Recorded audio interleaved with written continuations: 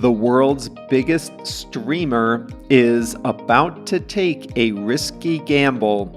How will Netflix manage its password sharing problem? Hi there, everyone. I'm Jeff, and this is Plain English, where we help you upgrade your English with current events and trending topics. Who knew there was so much to say about password sharing? This is a follow-up to lesson 548, so if you haven't heard that one, go back one episode in your podcast player and listen to that one. Or, if you're on the website, check out plainenglish.com/548. This lesson, however, is number 549, and JR has uploaded the full content to plainenglish.com/549. JR is the producer, and he's the one who makes sure you have the full lesson content each and every Monday and Thursday. Like I said, today's lesson is a continuation of Monday's topic: how Netflix is cracking down on password sharing. The expression we'll talk about today is grow up, and we have a song of the week. Let's get going.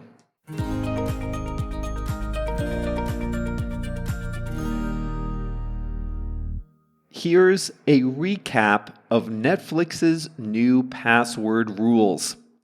Every account will identify a primary location, which will be the internet connection of the account holder's home. Any device that connects at the primary location is good to go. Any device that connects at the primary location just once a month is also fine, no matter where it logs in. But if a device connects, and if that device has not connected at home in the last 31 days, then the account holder gets an access code via email. This code must be entered within 15 minutes or access is blocked. These policies are intended to make it inconvenient to share a password outside a household or a family. If I share my password with a friend in another city, then it's going to be very difficult for that friend to stay on my account. I suppose with a lot of effort, we could coordinate a time to share the access code. But most people will probably decide it's not worth it and get their own accounts. Still, some password sharers are single individuals, and they don't think a full Netflix account is worth it. For those people, Netflix has an answer: a sub-account. This lets a primary account holder pay just a little more to add another person outside the household to the account. The other person has his or her own login and password, his or her own primary location. They don't have to password share or share access codes. The cost of that additional user is well below the cost of a new account, only about 25% of the cost of a full account. I think this is a good middle ground. Netflix gets a little extra money for the other subscriber, but I, as an account holder, can be generous and share the account with someone else for just a little bit more. But it doesn't allow people to get a paid service for free when they're really not entitled to it. The classic example is families with older children. As the kids graduate and leave the house, perhaps go to study, the family can pay a little extra so they can watch as individuals with their own logins. Then, when they share an apartment with friends, or when they have families of their own, they can get their own accounts. It's not necessarily fair that a single person pays the same price as a family of 6. So I think you'll find solo households join family households as sub-accounts.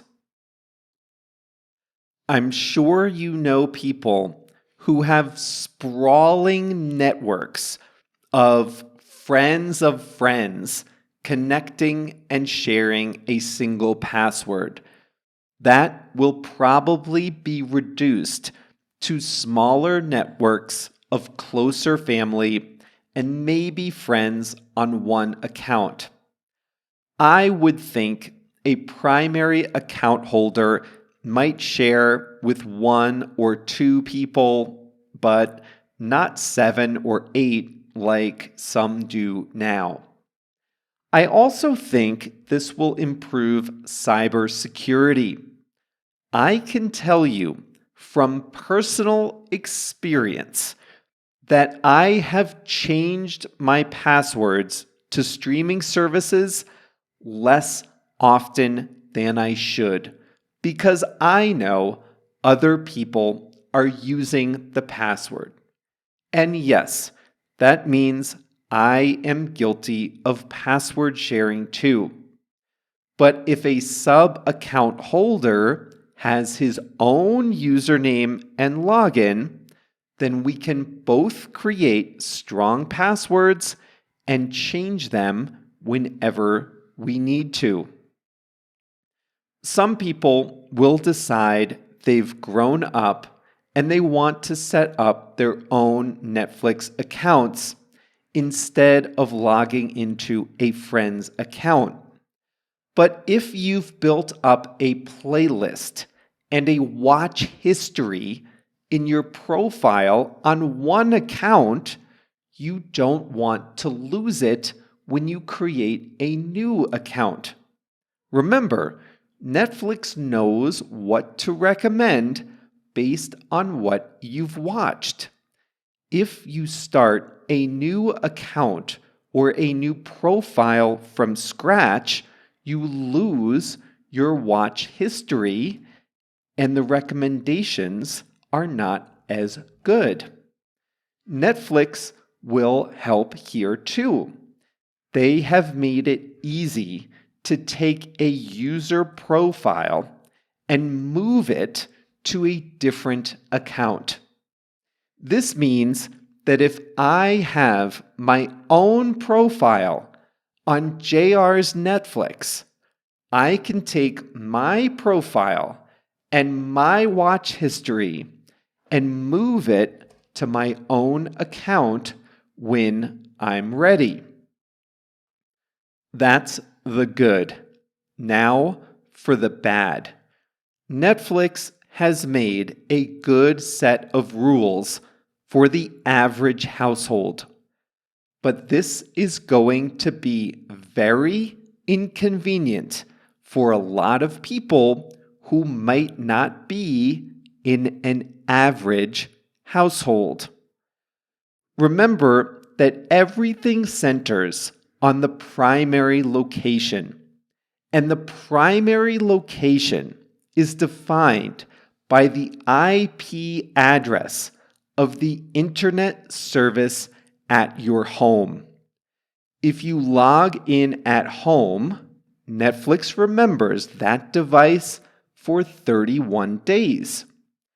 But if you have a device that you never connect at home, then you need to authenticate that device every 7 days by checking the primary account holder's email address. I, for example, only ever watch Netflix on my computer when I am away from home. So my computer will never access Netflix at home, only away from home. So every time I access Netflix on my computer, I'll need to check my email and log in with a code, or at least I'll do that once a week. This is fine for me. I'm a single person in a single person household, and I can always get my email. But what if I'm a legitimate member of a legitimate Netflix paying household, but my email address is not the primary account email address? Every time I log in, I have to contact someone else, the primary account holder, to get an access code. And I'd better do it within 15 minutes or the code will expire. Imagine a family of 5. One parent travels for work. That parent might want to connect late at night after arriving at a hotel, or download some shows early morning before a flight. The other parent is a nurse, and that parent can't be checking email and sending codes during the day. One kid is away from home at college and keeps odd hours. 2 other kids live at home. How is this family going to manage the access codes? I literally can't even imagine how they'll do it, and this is not an unusual example. There are also people, and this is not as common in the US or Europe, but there are a lot of people who don't have home internet. They only access Netflix. They only access the internet ever via a mobile device. In that case, there is no primary location because everything, every family member, every connection, every time is mobile. They will have to re-authenticate every device every 7 days. There are other dynamics here too. What about divorced couples with children? Mom and dad maybe don't want to be texting a lot. What about a family, a married couple, that simply live in other cities for work, immigration, or other reasons? What if a family has 2 homes? Every television and every device connecting at the second home would need to be re-authenticated every 7 days. Being an account holder is going to be like having a part-time job with all the authentication that will be needed.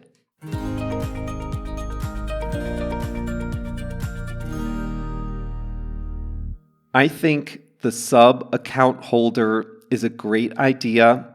That is going to work. That is a legitimate way of extending a subscription to 1 or 2 other people who don't live in your home, and it's paying something, but it's cheaper. That's fair. But this business of authenticating via email.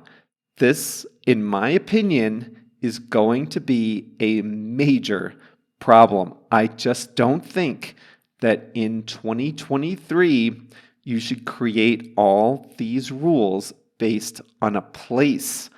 It's going to be really messy, especially with the way households and families legitimately work in the year 2023.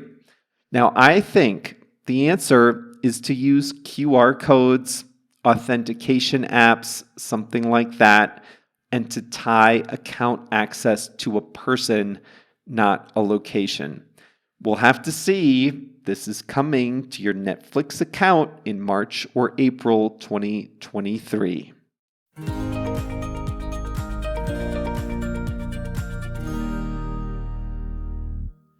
Today's expression is a little bit of a joke. It's a real expression, but I used it in a way that's like a joke.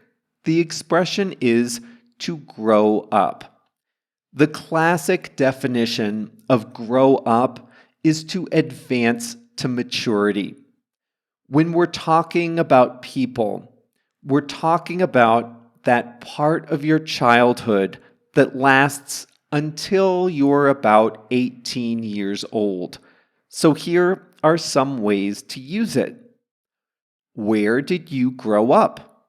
That means, where did you spend your childhood? Where did you live in those years where you advanced in maturity to age 18? For example, I was born in the U.S. state of New Jersey, but I grew up in Connecticut. What does that mean? I was born in New Jersey, but at a very young age, my family moved to Connecticut. And I lived in the state of Connecticut from about age 6 until age 18. So I say, I grew up in Connecticut. Here's another expression. Kids grow up fast these days. That means that kids are exposed to adult themes earlier in their lives. Kids are required to process adult themes earlier and earlier in their lives. This could be violence, sexuality, divorce, eating disorders, technology, whatever. What a 15-year-old experiences today is a lot different from what a 15-year-old experienced half a century ago. So you can say kids grow up fast these days because they're exposed to mature themes earlier in their lives. You can also say kids in the city grow up faster than kids in rural areas. This is a generality, obviously, but kids who grow up in big cities will experience adult themes earlier than kids in a quieter location. Speaking in general, of course. But none of this is how I used it today. You can use this phrase ironically or tongue-in-cheek to describe a person who's an adult, a fully grown, fully formed, mature adult human being who nonetheless needs to act more like an adult and less like a kid in some way. Now, I don't know how it is in other places, but in the US, kids, as they get older, need services. They need health insurance. If they drive, they need car insurance. They need a cell phone with a cell phone plan. They need Spotify and Netflix profiles. Need, of course, is relative, but you know what I mean. And as those children grow up, they may leave the nest. They may go live in their own place. And everyone does this at their own pace, but eventually they will grow up and have their own accounts. They will mature. They will transform from being someone on another person's account to being someone who has his or her own account and pays his or her own bill. The cycle of life, right? Well, some adults in their 20s, 30s, or I can personally attest, even older than that, and who make good money, still share passwords as if they were children in another person's household. I'm not judging, I'm just saying. And with the new Netflix rules, some of those people will decide to grow up and get their own accounts. Now, this is a half joke. These people are not children who need to reach maturity. Even I share passwords. I give passwords and I receive passwords. We are all adults who do this. But in this one respect, we may decide that we need to take this step into maturity from being added on one person's account to having our own accounts. So in this one respect, we decide to grow up. This is not a criticism. This is just saying a person decides to take one step toward independence or maturity. People say this about themselves. I think I just need to grow up and then say something you have to do to mature. Here's a personal example. I don't have a will. There's no excuse for that. For a long time, I thought I was young, I wasn't going to die, and even if I died, I didn't have enough assets to make having a will worth it, and I didn't give it any thought. But now, I have more savings, I have property, I have a storage unit in Chicago full of furniture, and I'm not old, but I'm at the age where I really should have a will. Let's just leave it at that. I need to grow up and take care of that. I need to take that step toward maturity. Sometimes we say grow up if we know we need to confront a problem. A confident adult handles problems head on. A child runs away from problems. So let's say you're in a fight with your best friend and you're not talking to each other. You guys just need to grow up and work out your differences. You need to act more maturely.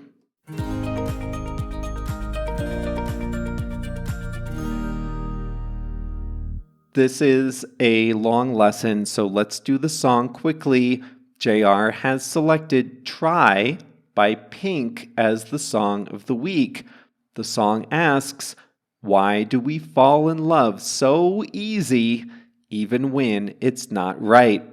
It's about disappointment in love. But the song says, just because it burns doesn't mean you're going to die. You've got to get up and try. Try by Pink is the song of the week, thanks to JR. I told you I password share in both directions too, mostly one direction. But there are one or two places where I use another person's login. So that example about growing up and getting your own account, that's not a criticism, it's just an example of how you use the term grow up. Well, that's all for today's lesson. If you want to let me know what you think about this topic, you can always share that in our free Facebook group. To get there, just visit plainenglish.com/Facebook and you'll be taken right there. We'll be back on Monday with a new topic. See you then.